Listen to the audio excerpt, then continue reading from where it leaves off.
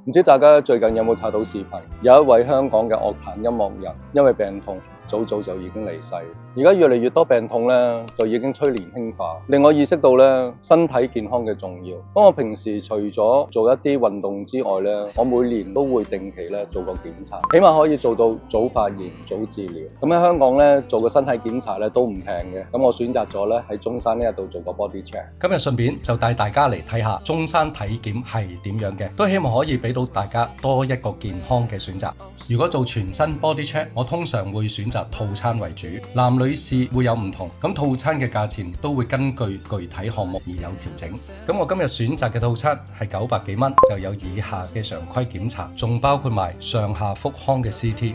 嗱，而家我準備咧照 CT， 照 CT 之前咧就要有一杯咁大杯嘅水。如果中意飲啤就啱晒，但係今日咧呢杯唔係啤酒係水嚇。胃部 CT 咧要將呢啲水飲晒落去之後咧，去充盈咗個胃咧，咁照出嚟會清楚啲。對於我嚟講，每年一次檢查就足夠啦。